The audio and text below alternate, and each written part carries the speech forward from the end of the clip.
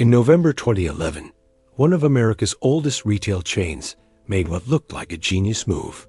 JCPenney hired Apple's retail mastermind Ron Johnson, the man who turned Apple stores into billion-dollar temples, and paid him a stunning $53 million to save their struggling department stores. Wall Street celebrated. Investors bought in. The stock jumped. But within 17 months, Ron Johnson would become the face of one of the most catastrophic CEO failures in American business history. He eliminated the very things that kept JCPenney alive. He fired thousands of loyal employees. He alienated the core customers who had shopped there for decades. And when the smoke cleared, JCPenney had lost $4.3 billion in market value. The stock had cratered from $40 to $13, and the 110-year-old company was staring down bankruptcy. This isn't a story about bad luck or changing markets. This is about how one man's arrogance and refusal to understand his customers nearly destroyed an American institution. And the lessons from this disaster are more relevant today than ever. But before we dive into this financial train wreck, if you enjoy these stories where we uncover the economic disasters that happened while most people weren't paying attention, hit that like button and subscribe to The Sleeping Economist. Chapter 1. When Retail Royalty Came to Middle America. To understand how spectacularly Ron Johnson destroyed JCPenney, you first need to understand who Ron Johnson was and why everyone thought he was going to save retail. By 2011, Ron Johnson wasn't just a successful retail executive. He was a legend. At Target in the 1990s, he pioneered the concept of cheap chic, bringing designer collaborations to discount stores. Then in 2000, Steve Jobs personally recruited him to Apple to build something that had never existed: Apple stores. Everyone told Jobs it was a terrible idea. Gateway had just closed all their retail stores. Dell's CEO said Apple would fail, but Johnson proved them all wrong. He designed stores that felt like museums. He eliminated commissioned salespeople. He created the Genius Bar. Within a decade, Apple stores became the most profitable retail spaces per square foot in the world, making more money per square foot than Tiffany & Co. Ron Johnson had the golden touch, or so everyone thought. Meanwhile, JCPenney was dying a slow death. Founded in 1902 by James Cash Penney, the department store had been an American staple for over a century. But by 2010, JCPenney was trapped in a vicious cycle called the race to the bottom. Here's how it worked. They'd mark up prices artificially high, say, a shirt for $60. Then they'd slash it to $20 with a coupon. Customers felt like they got a deal, but this created an addiction. JCPenney customers, mostly middle-class suburban families, many on fixed incomes, wouldn't buy anything unless it was on sale. The company ran 590 promotional events per year. Nearly 75% of merchandise sold at a discount. It was exhausting, expensive, and unsustainable. JCPenney's board knew they needed change. They needed innovation. They needed someone who could transform retail. So in June 2011, they announced they'd hired Ron Johnson as CEO. They gave him a compensation package worth $53 million. Wall Street analysts called it a home run hire. The stock jumped 17% on the news. Ron Johnson was going to do for JCPenney what he did for Apple. He was going to save Middle America's favorite department store. He was going to destroy it instead. Chapter 2. A vision that ignored reality. Ron Johnson arrived at JCPenney in November 2011 with absolute confidence. He'd spent months crafting a radical vision to transform the company. And in January 2012, he unveiled his plan to the world. It had 3 core pillars, each one would prove catastrophic. First, eliminate coupons and sales. Johnson called the promotional pricing strategy a drug and said JCPenney needed to go cold turkey. He introduced fair and square pricing, everyday low prices with no coupons, no sales, no games. A shirt that used to cost $60 marked down to $20 with a coupon, would now just cost $20 every day. Johnson believed customers would appreciate the honesty and simplicity. Second, completely redesigned stores. He wanted to turn JCPenney locations into collections of boutique shops within shops, like an indoor mall. He planned to bring in 100 branded boutiques: Joe Fresh, Levi's, Izod, Sephora. He'd tear out the old cash registers and replace them with mobile checkout stations. Stores would have town squares in the center community spaces with coffee bars, free Wi-Fi, and events. It would look like an Apple store meets a European marketplace. Third, rebrand everything. Out went the friendly JCPenney logo that had been around for decades. In came a minimalist design, just JCP in lowercase letters with a red square. Johnson hired the same designer who created Apple stores. He spent millions on new signage, new uniforms, new marketing campaigns featuring Ellen DeGeneres. Here's what Ron Johnson never did: test any of it. At Apple, he could rely on passionate customers who wanted the newest iPhone no matter what. At Target, he was innovating in an already thriving business. But JCPenney's customers were different. They were budget-conscious families who clipped coupons, compared prices, and waited for sales. They weren't early adopters looking for the next cool thing. They were practical shoppers looking for value. Johnson dismissed concerns from his own team.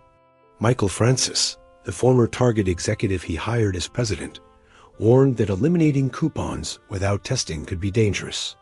Johnson fired him after 8 months. Store managers reported that customers were confused and angry. Johnson ignored them.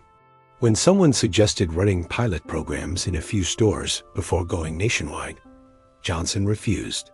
He believed his vision was so obviously right that testing would just waste time. The warning signs were immediate. In February 2012, just 1 month after the fair and square pricing launch, same-store sales dropped 10%. In March, they dropped another 19%. By May 2012, just 4 months in JCPenney had lost 10% of its customers. They simply stopped coming. And Ron Johnson's response? He blamed the customers for not understanding his genius. Chapter 3. When the bottom fell out, by summer 2012, JCPenney was in freefall, and Ron Johnson was doubling down on disaster. The numbers were apocalyptic. In the second quarter of 2012, JCPenney reported a same-store sales decline of 21.7%, one of the worst in retail history. Revenue dropped from $3.8 billion to $3 billion year over year. The company lost $147 million in a single quarter, and this wasn't a seasonal blip. Every single month was worse than the last. Here's what was happening in actual stores. Longtime JCPenney customers would walk in looking for the sales and coupons they'd relied on for years. They'd find higher everyday prices than the sale prices they used to get, even though Johnson's prices were often lower than the original marked-up prices. They felt higher to customers who were used to seeing $60 crossed out with a red $20 sale price. Without that psychological discount, customers felt ripped off. The fair and square pricing that Johnson thought was honest and simple, customers experienced it as the end of bargains. Then there was the store redesign disaster. Johnson started ripping out entire sections of stores to build his boutique shops and town squares. But he did this while stores were still operating. Customers walked into construction zones. Merchandise was harder to find. The stores looked empty and disorganized. Even worse, many of the branded boutiques Johnson had promised never materialized. Joe Fresh pulled out. Many brands didn't want to be associated with a failing retailer. So JCPenney had empty spaces where shops were supposed to be literal holes in their stores. The Ellen DeGeneres marketing campaign backfired too. Johnson hired Ellen as the brand spokesperson for millions of dollars. But when conservative groups organized a boycott because Ellen is gay, Johnson found himself in a culture war. The controversy drove away some traditional JCPenney customers without attracting enough new ones to replace them. And the human cost was staggering. Johnson eliminated 19,000 jobs in his first year, about 19% of JCPenney's workforce. Many were longtime employees who knew the customers and the business. He eliminated most commissioned salespeople, replacing them with lower-paid hourly workers. The institutional knowledge and customer relationships, built over decades, were destroyed in months. By November 2012, Johnson's one-year anniversary JCPenney stock had fallen from $40 to $20. Company had lost half its value. Sales were down 26% year over year. And Johnson's response in interviews was stunning. He told Business Insider, "We didn't test at Apple." He compared JCPenney's transformation to the Apple Store launch, saying people didn't understand it at first either. He insisted that customers would eventually get it. But JCPenney customers weren't coming back. They were going to Kohl's, Macy's, Target, and anywhere but JCPenney. And they weren't coming back because Ron Johnson had fundamentally misunderstood who they were and what they valued. The breaking point came during the 2012 holiday season, the most critical time for any retailer. November and December typically account for 30 to 40% of annual retail revenue. JCPenney needed a miracle. Instead, they got a catastrophe. Same-store sales dropped 32% compared to the previous year. It was the worst holiday season in the company's 110-year history. The stock fell to $18, then $15, then $13. Vendors started demanding payment up front, worried JCPenney couldn't pay its bills. There were genuine concerns about bankruptcy. By January 2013, the board had seen enough.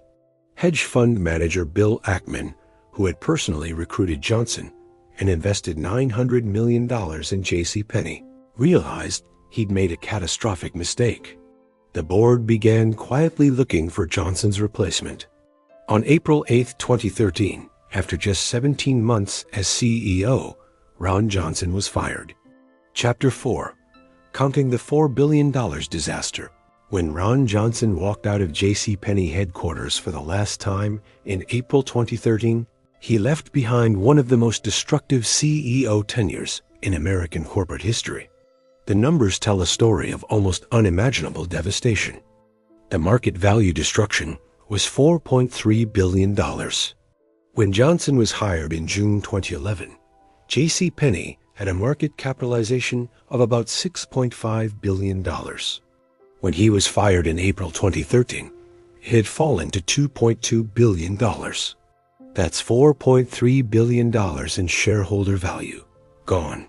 The stock price, which had jumped to $40 when Johnson was announced, sat at $14.78 the day he was fired, a 63% decline. The revenue collapse was equally staggering. In fiscal year 2011, before Johnson arrived, JCPenney had revenue of $17.3 billion. By fiscal year 2012, his first full year, revenue had fallen to $13 billion, a loss of $4.3 billion in sales in a single year. That's a 25% revenue decline. In retail, a 5% decline is considered serious. A 25% decline in 1 year is apocalyptic. The customer exodus was permanent. JCPenney lost 11 million customers during Johnson's tenure. These weren't customers who reduced their shopping. They stopped coming entirely. Many went to competitors and never returned. The company's market share in department store retail fell from 8% to 6%. Bill Ackman, the activist investor who championed Johnson's hiring, lost $500 million personally. His hedge fund, Pershing Square Capital, had invested $900 million in JCPenney, believing Johnson would turn it around. Instead, Ackman called Johnson's hiring one of the biggest mistakes of his investment career. He eventually exited his entire position at a massive loss. But the financial losses only tell part of the story. The human cost was devastating. Beyond the 19,000 jobs Johnson eliminated, thousands more were lost in the aftermath as JCPenney struggled to survive. store closures accelerated. Communities lost anchor tenants in shopping malls. Families who had shopped at JCPenney for generations lost a trusted retailer. The board scrambled to undo the damage. They brought back Myron Mike Ullman III, the CEO Johnson had replaced, and begged him to save the company. Ullman immediately brought back coupons and sales. He discontinued the JCP, rebranding, and restored the traditional JCPenney logo. He tried to rehire experienced staff. He apologized to customers with ads saying, "We heard you. Come back." Some customers did come back, but the damage was too deep. JCPenney never fully recovered. They spent the next decade struggling with debt, closing stores, and fighting for survival. In 2020, during the COVID-19 pandemic, JCPenney finally filed for Chapter 11 bankruptcy protection, a fate that seemed inevitable ever since Ron Johnson's catastrophic tenure. And what happened to Ron Johnson? He never publicly apologized or admitted mistakes. In interviews afterward, he defended his vision, arguing that he just needed more time. He started a retail consulting business and invested in startups. But he never got another major CEO position. His name became synonymous with executive arrogance and retail disaster. Chapter 5. Why this disaster matters today. The Ron Johnson disaster at JCPenney wasn't just a business failure.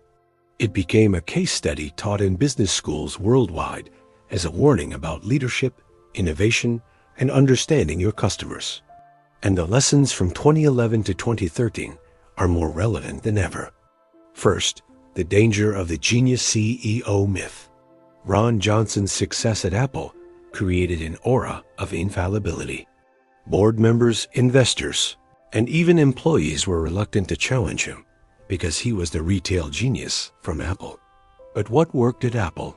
A company selling innovative premium products to passionate early adopters was exactly wrong for JCPenney, a company selling basic goods to price-conscious, tradition-minded families. Success in one context doesn't automatically transfer to another. The same skills that made Johnson brilliant at Apple made him blind at JCPenney. Second, the critical importance of understanding your customer. Johnson assumed JCPenney customers were like Apple customers, that they wanted simplicity, transparency, and a cool shopping experience. But JCPenney's core customers were suburban, middle-class families, many on fixed incomes, who had developed shopping strategies around coupons and sales. They didn't want fair and square pricing.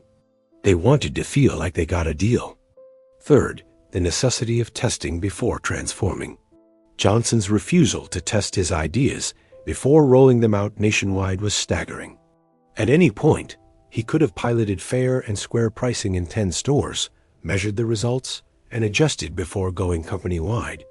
Instead, he bet the entire company on his untested vision. This wasn't confidence. It was arrogance. And it cost billions. Fourth, the hidden value of inefficient systems.